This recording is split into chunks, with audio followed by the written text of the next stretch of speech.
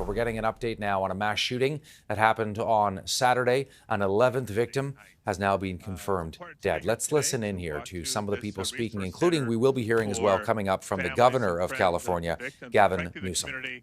At large, because it's going to take a lot and it's going to take some time, but we know that the community is resilient and the community will rebound. We are committed to working together, not just to support the families and support the community, but to once again use this reminder of the epidemic of gun violence in America. While there's still a lot that we are learning about these particular cases, we won't jump to all the conclusions. We'll let the investigations and legal processes run their course. We do take it as a reminder of the urgency with which we need to strengthen our gun safety laws across the country. Many of my colleagues have pointed out, doesn't California have some of the strictest laws and protections of any state in the nation? That is true. And they have worked, and it is helpful. But when there's a patchwork of laws and protections to various degrees across states, then clearly there are vulnerabilities that can impact any community in the country. And so for the individuals in the community here in Monterey Park, throughout the region and throughout the country that are living in slightly more fear today because of what's been witnessed, this is a reminder that more needs to be done. Two final things. One, not another minute should go by without once again expressing our condolences and our prayers to the families of the victims and of the survivors and the community at large. They should take heart in seeing their community leadership respond so quickly and work so well together. And last but not least, to call attention to some good news. Earlier this year, last year, Congress actually came together on a bipartisan basis. Representative Chu on the House side, myself on the Senate side, when we passed the Safer Communities Act, which does bring additional resources for mental health, does bring additional resources for crisis response for incidents like this. So it's part of our recognition that communities will need that support, not just in the immediate aftermath of a tragedy, but for the long term. But more needs to be done, whether it's on reducing the types of weapons that are found in communities across the country, access to those weapons, even when it's lawful. We cannot let mass shootings be the norm, not here in Monterey Park, not in California, not anywhere in the United States of America. And with that, let me introduce my friend and colleague, Los Angeles County Supervisor, Hilda Solis. Thank you for coming here this afternoon. I want to thank the city of Monterey Park and expressly give my thanks to all the public safety personnel, all our LA County Mental Health, OEM, Office of Emergency Management, including the governor's office, as well as our friends in the federal government, FBI, and everyone that's been helping us go through this in the last couple of days. But I also want to be reminded that there are some special things to be thankful for. The community has come together. Many people are coming forward to provide initial support to many of our AAPI residents, many who are right now in solace and witnessing things that are unheard of. We know we have a lot of healing to do. The LA County will be here. Our mental health services are here on the ground, Office of Emergency Management, as well as our Red Cross, as well as our other secondary agencies. And again, I want to thank the city of Monterey Park. This senior center here stands as a symbol of welcoming for all immigrants. That's how I came to learn this community, welcoming everyone. And it continues to be resilient. It continually will be doing that as we begin to heal, and we have much more to do. We also have some heroes. The young man that now many of us know helped to stop further shootings from occurring in Alhambra. That young man is a hero in the San Gabriel Valley, representing Alhambra. Those are things that we should also reflect on. In spite of someone's senseless motivations to try to kill people or shoot people, this individual did what many would probably never be able to do or imagine, but he saved so many more lives. So let's also think about that as we go through this process. Let us also, through the next few days, remember the families that have lost loved ones, as well as those that are recovering right now. And I thank all our emergency medical staff, our teams, our hospitals, everyone that has played a big role in this whole activity that has been occurring right before our very own eyes. So thank you. With that, I'll bring it back to. Do you want to do it in Spanish? Anybody in our group here? I know this is kind of impromptu, so. Maybe he could say some words in Spanish. Okay, and then I'm going to have Matt talk about the center itself. Okay. There you go. But just briefly in Spanish, and then we'll hear more from the experts here on the center behind us. Brevemente en español, estamos aquí unidos con la comunidad de... Estamos aquí, todos los líderes de la región, unidos, apoyando la comunidad de Monterey Park. Debido a la tragedia de... All right, so we're listening to a number of stakeholders in California, a number of local officials, including senators, congresswomen, local mayors. We will be hopefully hearing from police, though. We want to get some more details in terms of a shooting update here of what happened in Monterey Park over the weekend. We can tell you that an 11th person has now confirmed has been killed as a result of what happened. It happened at a dance hall in Monterey Park, which is home to a huge Asian American community. They were celebrating the Lunar New Year. Celebrations were going on at the time. And one person being hailed as a hero for stopping the gunman from then proceeding to another location and conducting another massacre there. We know that the 72-year-old man who is considered to be the shooter was killed after being surrounded by police, took his own life, according to police. Good afternoon. We're going to keep our eye on that. They're back in English. Let's continue to listen in here. 2 days. I'm also a teacher here in this community. And so I know that this hits hard for a lot of our students. I know tomorrow I'll be going into the classroom, and that's going to be the first talk when I go in. How are we going to have this dialogue with our students? I know that many of our students are going to be coming from many different angles and places, but we just toured the Langley Center, and I was very proud of the work that they're doing in here to provide services for our community. Very proud of that. Tomorrow we're having a vigil here in front of the City Hall at 5:30, and I invite you guys to come out. I know that a lot of our community is coming together to bridge and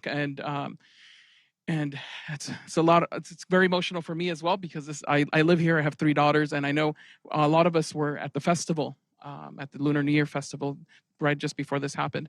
But I'm so hopeful of how the community has come together. I'm very hopeful of how we're going to recover, and I know we will recover, and we'll come out stronger. Thank you.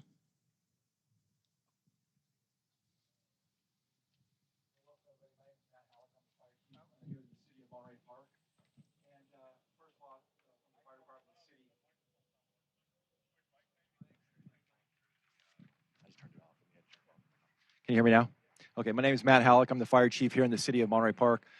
First and foremost, I just want to express my sincere condolences and prayers to the families of those affected, those impacted. This will be a lasting recovery, but as indicated by Supervisor Solis, the center behind me is a senior center here in the city of Monterey Park.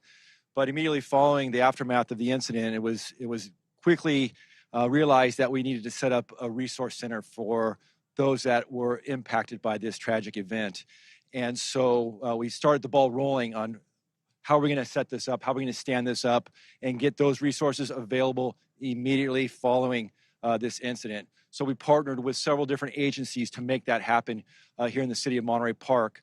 And I just want to identify those partners because without those partners, this resource center would not be as functioning as it is right now and providing those critical resources, whether it be physical help, mental help, consolation, any type of resources that are needed to deal with the aftermath of such a tragic event. Some of those partners that we are relying on, not only just here in the city, is Los Angeles County Office of Emergency Management, the LA County Department of Mental Health, Los Angeles County District Attorney's Office Multi-Casualty Incident Support Team, the Los Angeles City Crisis Response Team, the American Red Cross, the FBI Victims Specialist Team, the Tucci Foundation, along with the Chinese Consulate. They're all on site. They're all here. What we're doing is, as victims come in, as people that come in related to the incident or not, or seeking any type of support, we capture them at the beginning at the front of the entrance to this facility. We identify what their needs are, and then we take them to the appropriate room, whether it be victim identification, whether it be notification of next of kin, whether it be mental support for somebody who witnessed this tragic event. We identify where they need to go and to the appropriate resource for them. To this point, we've had a total of 6 families have come through the facility to seek that support, and we'll continue to maintain this facility for as long as needed to provide the community the much needed support they're going to need to get through this difficult time. Some logistics on this center. We're going to have it open from 8 a.m. to 7 p.m. Every day of the week until we feel that the community no longer needs that support. For those that are watching at home and don't know the location, the address for this facility is 400 West Emerson. The phone numbers you can contact for additional information are 211 from your cell phone or landline, as well as area code 626-307-1388. I'm going to stay here along with Chief Weiss. I'll be happy to answer any questions regarding our response, both from police and fire for this incident. We're not going to talk about the investigation as it's ongoing, but we're certainly happy to discuss our response during the incident, after the incident, and what we anticipate in the days moving forward.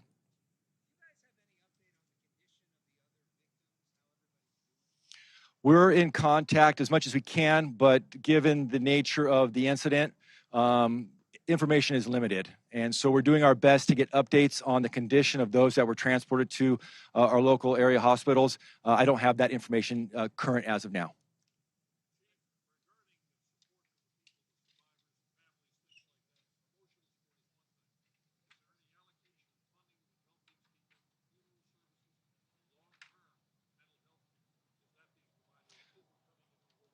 Yeah, absolutely. The LA County District Attorney's Office support team is the resource to provide the community with any type of financial assistance for those that were impacted, indicating things you indicated, such as costs associated with recovery. Those will all come from the LA County District Attorney's Office. Correct. Correct.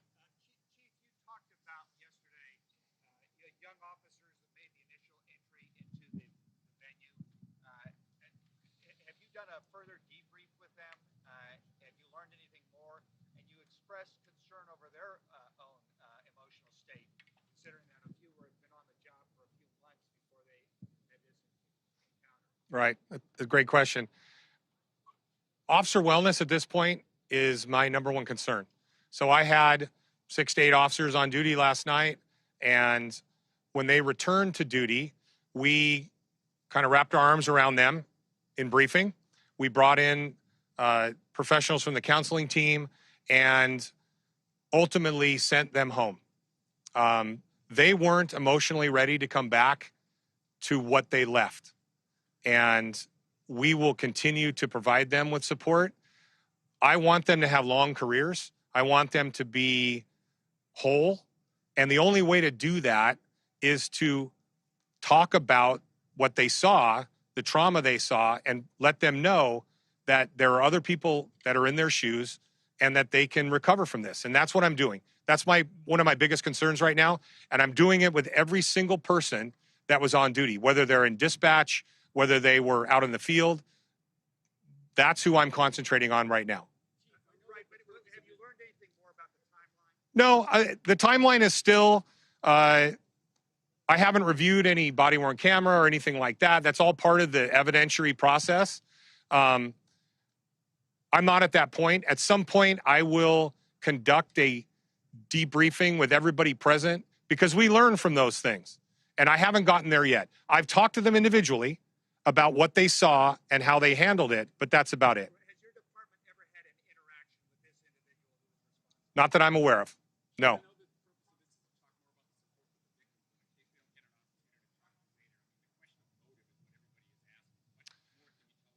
that's part of the criminal investigation. And quite honestly, I believe they're still looking into that. And I would refer that to the 2:30 conference today with the sheriff. I'll be there, but Sheriff Luna is going to talk about what they may have discovered within the last 12 or 14 hours. I don't know. Honestly, I do not know. Well, I think we all want to find out why. We all want answers to questions that we may never have answers to. That's kind of the enigma of this. I know that my individual officers would like to know why. I know the families want to know why. The why is a big part of this. The problem is we may never know the why, and we have to work past that. Yeah, they leave behind a note. I don't know if he did that or not. And quite honestly, I haven't been briefed yet about what they found during the executed search warrants.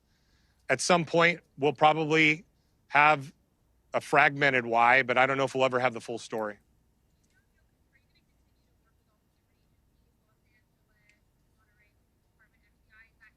Yes. The investigation, I mean, everybody's learned over the years that just because the suspect dies doesn't mean the investigation stops. We will conduct it as if it's a regular criminal investigation. That's the way these things work. That we're all about transparency. The public wants answers. You want answers. I want answers. And that will only come from an investigation. Everybody involved. Yes, sir. At the Hall of Justice, Sheriff Luna is going to do a 2:30 press conference. Downtown. Yeah, not here. I'm going to go over there. I know. I wish. Most of the people you saw yesterday, so I believe federal partners, it's focused on the investigation and what they've determined, what they've learned from the search warrants and the other stuff they're at now. But he wants to do it downtown, so it's easier to move me there than it is to move that here, I guess. So, last question, please.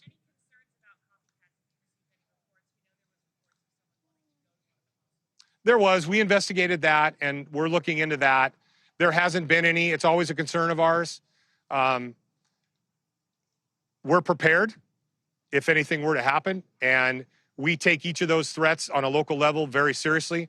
My investigators are professionals, and they take it very seriously. So we haven't had any, but it's always in the back of our mind. We're always prepared for that. All right. 11. There are 11 people have died because of this incident so far. So, not counting the suspect. I'm not counting him. All right. Thank you very much, everybody. Have a great afternoon. Thank you for coming out.